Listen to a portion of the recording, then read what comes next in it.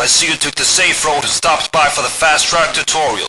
I'll be showing you the basic maneuvers that you should be aware of as a speeder pilot. However, the advanced moves and tactics you'll have to learn the hard way. During this hands-off tutorial, you can alter the intensity and color of your head-up display by pressing the keys F9 through F12. To change the view, press the keys 1, 2, 3 and 4. Let's get started. So, first off, let me introduce you to the control system. As I'm sure you know, you will be attached to a magnetic field most of the time. This field keeps you aligned with the wall and will also help you accelerate to speeds that will make a comet proud. Alright, let us start off with a roll.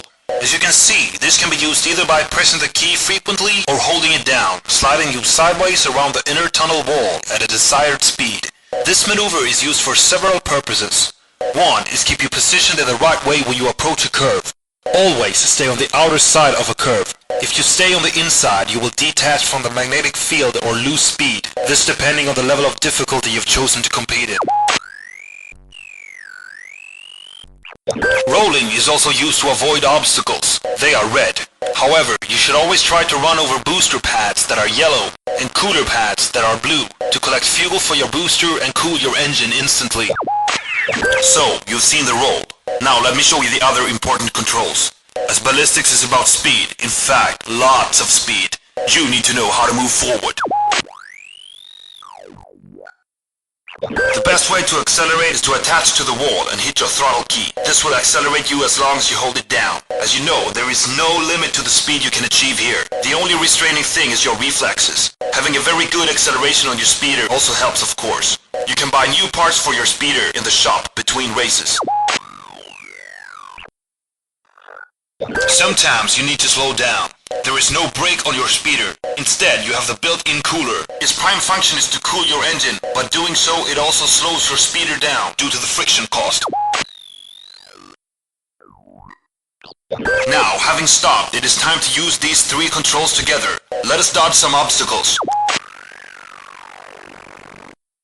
Let me show you what I mean by avoiding a red cross obstacle. There, and now a wall obstacle. These hurt a lot, by the way. And now a few bumps, as we call them. They're a bit more forgiving, but pro pilots stay away from them. Alright, as you saw, I did not run into any of the obstacles. That's how you should do it. But I'll show you some head-on collision with them later on. The thing that happens to a pro or ballistics level pilot when hitting an obstacle is that the speeder will detach from the wall. Don't let that happen. When this happens, the speeder will be free-floating in the air. A free-floating speeder is very slow as the air friction punishes you severely in terms of acceleration. The plus of being detached is that you can reach any point inside the tunnel. This can come in handy if you want to collect some super power-ups. The super power-ups are for pros, and you should only go after them if you feel comfortable with your racing style and need even more speed or other specials. You will see one green and one blue super power-up as we pass them in this tutorial. They can only be taken in detached mode, and I'll only pass them by in this course. Try them on your own later on. So, being detached is good for picking up super power-ups, but for the majority of the race, try to stay attached. To reattach, you must face the direction of the race. If you're looking backwards, you won't be able to attach. Neither will you be able to attach if you try to do it in an inner curve. You will bounce off like this.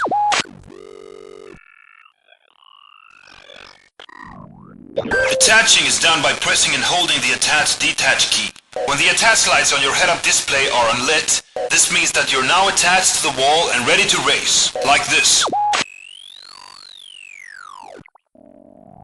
Okay, let's run into a few obstacles to detach and reattach a few times. Notice how the heat indicator square in the lower left of your screen fills up as I gain heat. When the whole square is filled up with color, the speeder is in danger of exploding. Let's avoid that, shall we?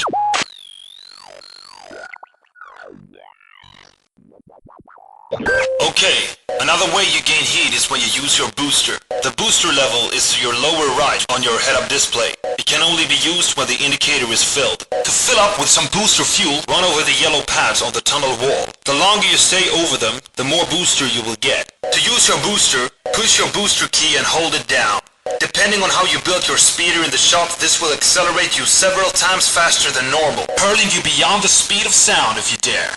Watch this.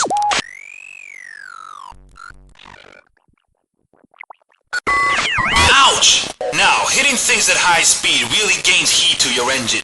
Let's run over a blue cooler pad to take that heat level down. Notice that this does not slow me down as the ordinary built-in cooler does.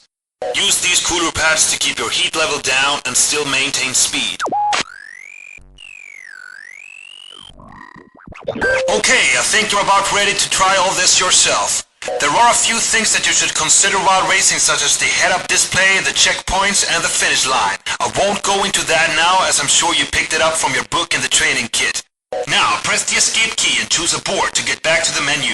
If you think I was a bit fast on the teaching routine, just sit back and we'll take this one more time. Transmission.